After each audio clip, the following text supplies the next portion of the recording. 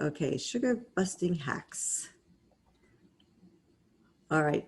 So why do we want to consume less sugar? So the number one thing sugar does to our bodies is it increases inflammation. So does anybody know what happens to our body when inflammation is increased?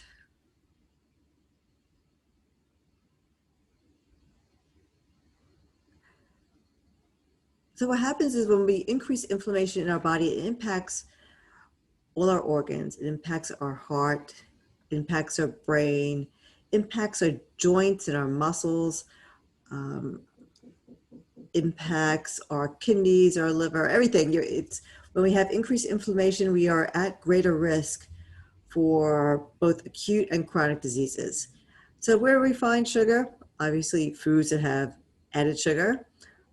Refined carbohydrates. So refined carbohydrates could be, could be heavily processed breads and pastas, of course, cakes and cookies, anything that's processed greatly. And that's, the last bullet here says processed foods. So we want to try to have as few processed foods as possible. And I got a question here, is sugar from fruit a risk as well? No. And the reason for that is that fruit contains a lot of fiber as well as antioxidants. So what the fiber does is it slows down the digestion of the actual sugar. It also makes us feel more full, and it decreases inflammation. So fruit, which has all this fiber and also antioxidants to keep us healthy, are very helpful for us. So I definitely recommend, enjoying fruit. Don't worry about that as being part of, an issue with sugar. Great question. As I mentioned, feel free to, if I see in the chat box, like I just did now, I will respond back. But also feel free to unmute yourself if you do have any questions. So next slide. Here we go. Sugar can be hidden. So what I suggest greatly is sometimes we don't even know that sugar that is in a product. And sometimes when we think of sugar, all we think about is the word sugar. We don't realize there are so many other names of sugar. And what you really have to do is you have to look at the ingredient list and make sure that none of these names are found in the ingredient list. There's 61 different names here. I bet you there's probably even more that I'm missing. But these are quite often names of sugar that you're going to find listed. And as many of us know, that when you look at the ingredient list, the ingredients are listed in order of predominance. So if the first ingredient in that product is sugar, then you know that this is a high sugar product. But let's say there are 10 ingredients in this product, and the very last one is sugar. It means there's sugar added, but not that much. But still, that's still this additional sugar. And what they have done to the new food label is they're actually added a line for added sugar. Now, not every Nutrition Facts food label has that line as of yet, but look for that. If you see a product that says added sugars 0 grams, well, that's pretty good. That means they actually did not add any sugar to the product. However, you might see something like, a good example is milk. So milk, you'll see sugars, and plain milk has sugars because there's natural sugar in milk. But if you get chocolate milk, you'll see the sugar, and then you'll see maybe a couple grams in the added sugar line. So look for that. Now, not only do we want to avoid sugar, but we also want to avoid artificial sweeteners. And does anybody know why artificial sweeteners are an issue? Anyone mention what could be a problem with them? Are those more, sometimes those have, is it because they're sweeter than actual sugar? They can be, someone mentioned chemicals. What happens is when we consume these artificial sweeteners, our body, they mimic real sugar in our body. So our body actually thinks we're consuming sugar and goes through a lot of the inflammatory processes that real sugar do. So just because we're having artificial sweetener, which doesn't have any calories, doesn't mean it's a better option than sugar. You're probably best off, and what we're talking about here is learning how to, reduce the amount of sugar or artificial sweeteners that we're consuming to reduce inflammation. Does that make sense? Yes, yes, yes. Great. All right. So how much sugar is too much? Now, according to the American Heart Association, for men, no more than 9 teaspoons, and for women, no more than 6 teaspoons. And that's just about 150 calories for men and 100 calories for women. So what does that look like to us? So if you look at some food, here we could see where you might get sugar. For example, flavored yogurt. So vanilla yogurt. This particular example has 5 teaspoons. For a woman, that's half the amount of sugar that you need per day. Tomato sauce. This one has 3 teaspoons for half the jar. That looks like a pretty small jar too. Soda, Coca-Cola, 9 teaspoons. I mean, that's, again, for women, that's about all you need for the day. And then these vitamin waters. So, sounds really healthy, but vitamin water has plenty of sugar added to it. And of course, we have the sugary cereals and candies, and you'll also find them sometimes in soups. So you'll find sugar in places you would never think it would be. Cream of tomato soup, 5 teaspoons of sugar per can. Initially, I'd be really surprised if there's sugar in a soup, but again, you have to read the ingredient list, look at nutrition facts, see if they have that added sugar line, and see if there is actually added sugar. So again, it's really hidden. You'd be really surprised. You find also sugar in, they add sugar to breads. It's all over the place. So number one, we want to try to eat more whole foods and plant-based. So that's, a big tip. And the reason for that is there's so much fiber in these foods that they are going to keep you full for a good part of the day. And we want to find ways that are going to make us feel more full so we don't have these cravings for sugar. They have micronutrients and macronutrients. Macronutrients are protein, carbs, and fat. Micronutrients are vitamins and minerals and other phytochemicals, phytonutrients that foods have. So phyto means plant. So that's what I mean by phytonutrients. So it has all these antioxidants, anti-inflammatory properties. It's really important for our gut. And that actually helps reduce cravings that we might have.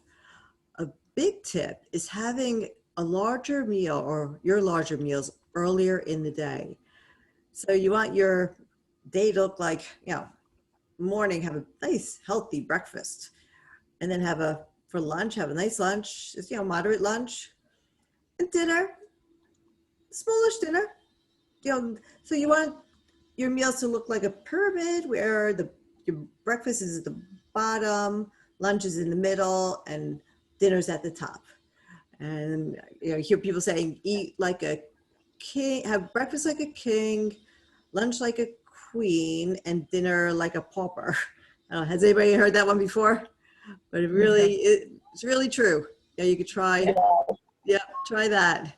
And I've worked with a lot of people, and those who have tried to do that and have succeeded have fewer cravings throughout the day. It makes a huge difference having that really substantial breakfast. And, that's different from how we eat in the United States. It's not typical. We usually have a large dinner and small breakfasts. So it's flipping things around. This might be a really good time to do it when we're not going out to eat as much.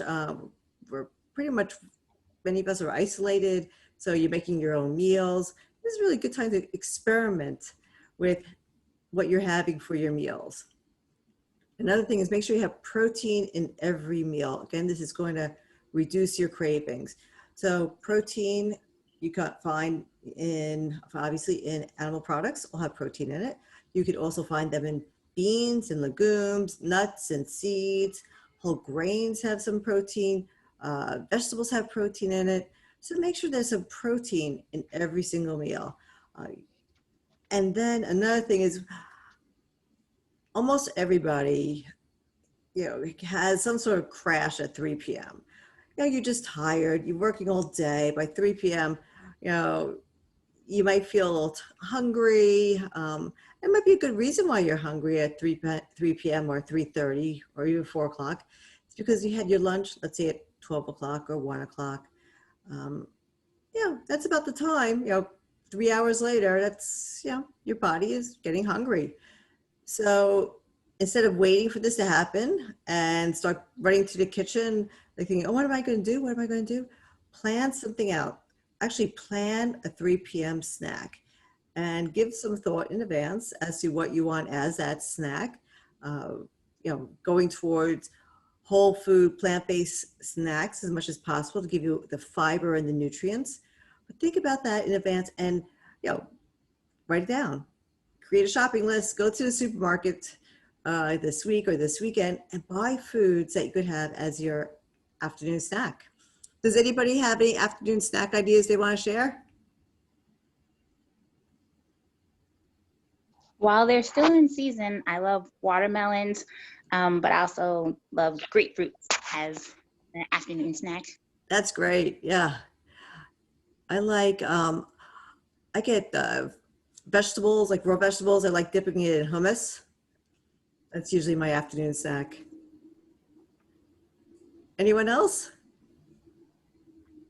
Nuts a good snack, Reyna?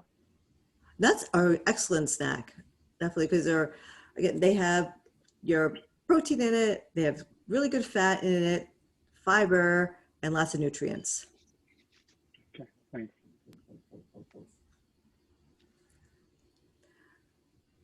Any other snack ideas? Reyna, the chia pudding is good for snack. Yeah, that is great. It's really filling and healthy for you. That's really nice. Yeah, there are a lot of options out there. Another thing I like doing is peanut butter on an apple or almond butter, whatever type of nut butter you like. One thing, when you buy nut butters, make sure there's no sugar added, because quite often many of these nut butters actually, they add sweetener to it. And sometimes they actually add different oils to it.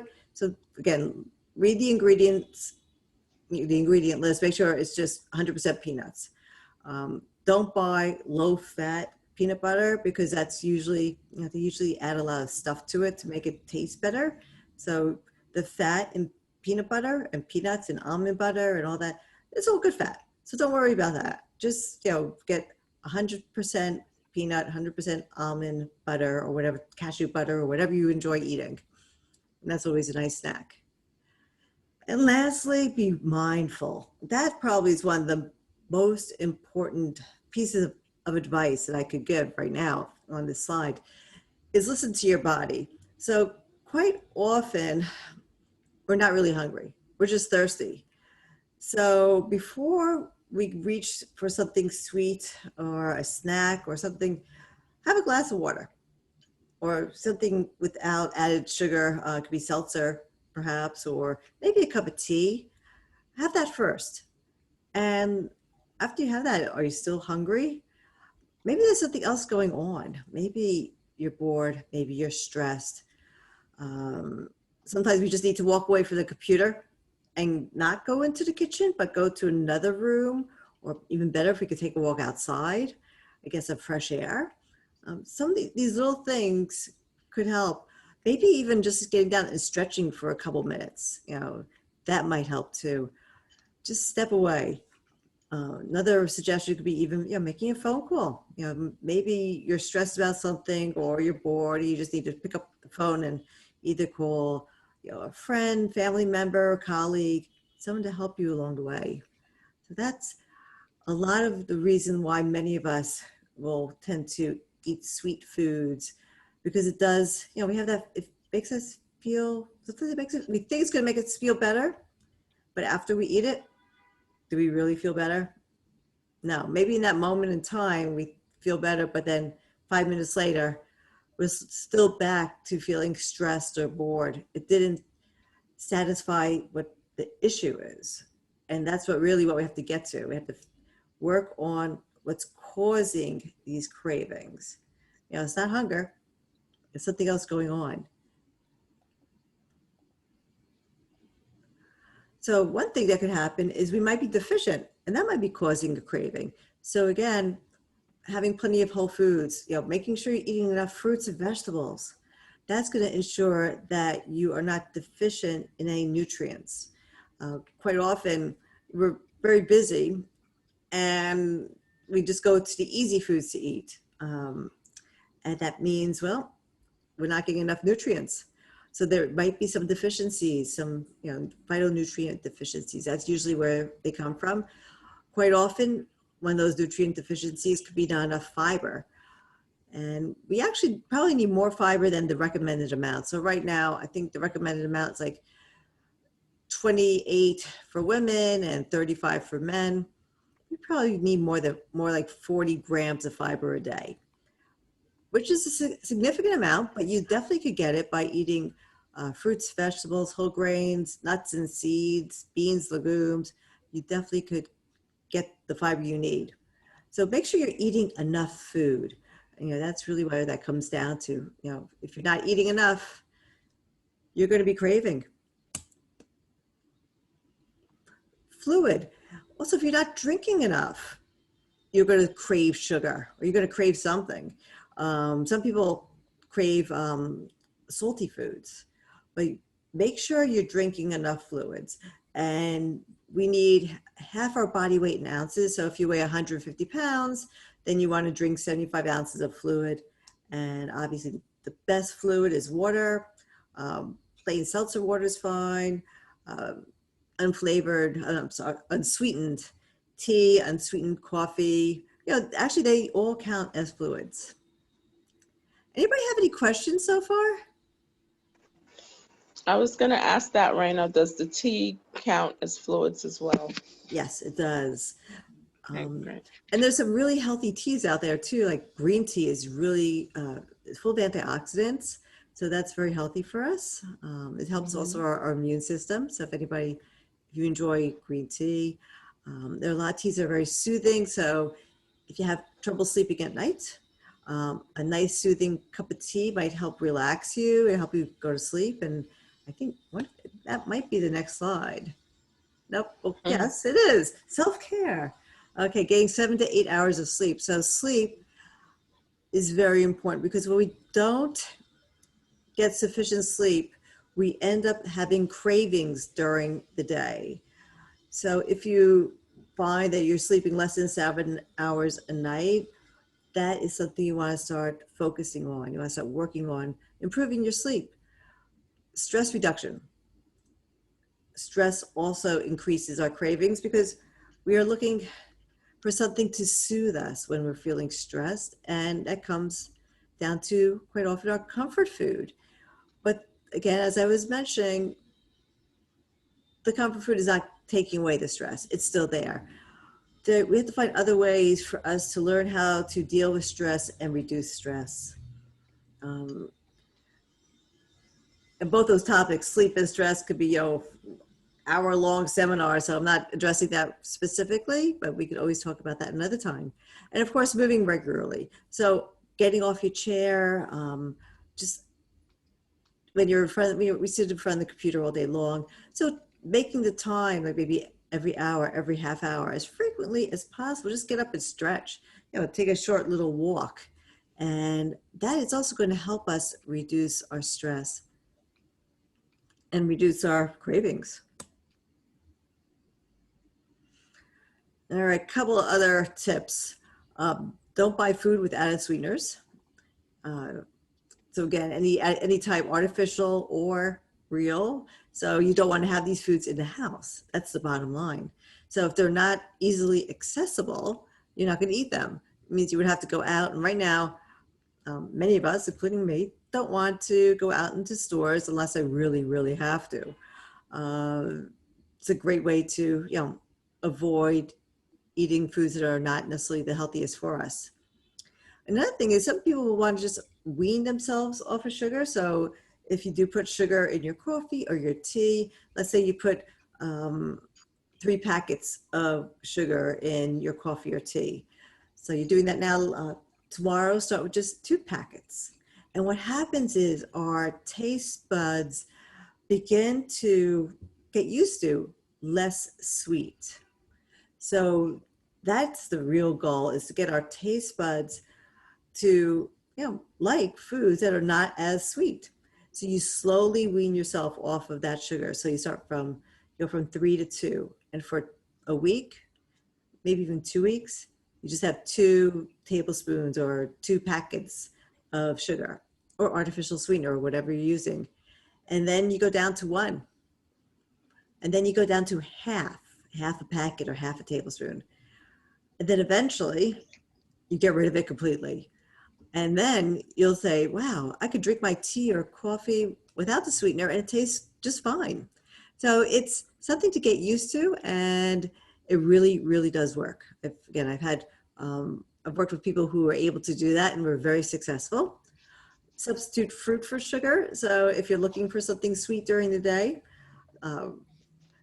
Kenya mentioned watermelon. And, while it's still in season, it's so delicious. It's so sweet and juicy. And there are a lot of really good fruits out there. Unfortunately, the fruit season's, coming to it. But the apple season, of course, that's a fruit. Apple season's coming, and that's always fun to get some really tasty, fresh local apples. So go do some apple picking. Let's get some fresh fruit in, maybe local fruit, shop locally as much as possible. And that's a great substitute. And you get used to having, the fruit for that sweetness. And then, of course, address what's causing that craving. Why do you feel like you're having these cravings? What you might want to do is start doing a food journal of your food and your feelings. So you would write down, like for breakfast, I had oatmeal with berries, and I felt fine. And then lunch, I had a salad with beans and peppers, and I'd write this down, and I felt good, felt full afterwards. At 2 o'clock, I started feeling this. I felt like I need to have a piece of chocolate, and then I had my chocolate. And after I had that chocolate, it was okay, but I felt like I wanted more chocolate. And then think about well, why did I want more chocolate? I realized that at that point I was writing an email that was giving me problems. So now I'm realizing what's causing that craving for chocolate. It was something that had to do with, writing this email.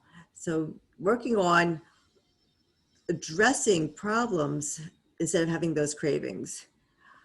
All right, Yuri, good to see you. And Yuri has to go.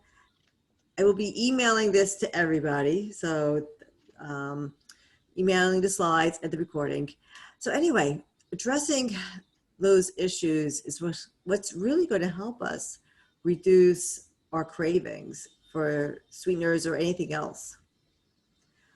Now, a lot of people have cravings at night. So one of my big suggestions is brush your teeth right after dinner. And that way you get that wonderful minty taste in your mouth. And at that point, you might not want to have anything. That's great. Have a cup of tea. Don't suggest having a cup of tea after you brush your teeth, of course. But a cup of tea can be very relaxing and very soothing. Read a book.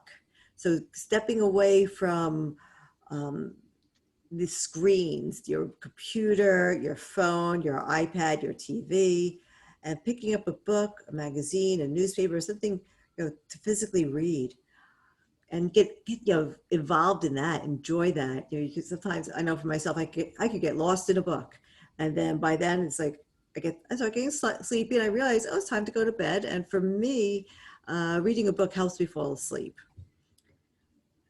And lastly, enlist support. So we have friends, we have family members, we have colleagues. Find someone who could help you with this. Someone maybe you could call or send an email, and I'm around. I'd be happy to be your support person. So I always suggest that if when I'm working with somebody, to feel free to send me an email if they feel like they're getting into a situation that they're not happy about.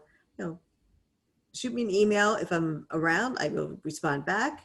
But sometimes that's just enough for somebody to not eat something. Because if you start typing it down in an email, you start thinking about it. But yeah, I'm here for you. I'm very happy to help out. Oops, trying to get to the next slide. And great. So thank you, everybody. Anybody have any questions or thoughts? Anything you want to add? Hi, Reyna. Hi. Okay. Oh, I can't hear you very clearly. Yeah. Okay. See you, Megan. Reyna, you mentioned chocolate. Dark chocolate. Is that okay to have a piece every now and then? Sure, absolutely. Okay. There's no problem every now and then having, a candy or something sweet. It's Right. when becomes those cravings when we have, end up eating too much of something. And especially when, we just ate dinner or lunch and, we're running to eat something else and it's really not necessary. It might not even be good, anything that good. So again, that's one of my rules is if we're going to eat something sweet, it has to be really good, homemade. I'll definitely, if you go, let's see, for Rosh Hashanah, the Jewish New Year starts Friday night. And, of course, I'm going to have a dessert because somebody's going to make it. So if it's homemade, I'm going to enjoy it. Right. Okay. Any other questions or thoughts, comments? Hi, Reyna. I have a quick question. I know you talked about waning off of sugar, which is usually my thought process behind it. But what about people who want to come off of sugar quickly? Do you recommend doing cleanses or things like that? Or you really are more proponent to waning off? Well, what I would suggest is just like stop eating the sugar. You don't have to do any specific cleanse. You could just, stop it, which is fine too. I think it's great if you could do that. And just eat healthfully, again, lots of fruits and vegetables, whole grains. You don't need to do buy any special products and, drink these disgusting drinks that make you, go to the bathroom all day. So yeah, you just need to eat healthfully. Awesome. Thank you. You're welcome.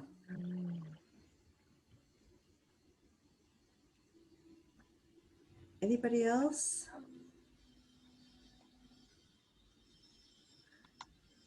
Well, this was great. Thank you so much for being with me and sharing this half Thanks, hour Reyna. with me. Good to see Thank you, everybody. Reyna.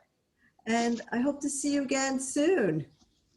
Yeah, Awesome. thank you. Thank you. Have a great day. You too. You All too. right. Bye-bye.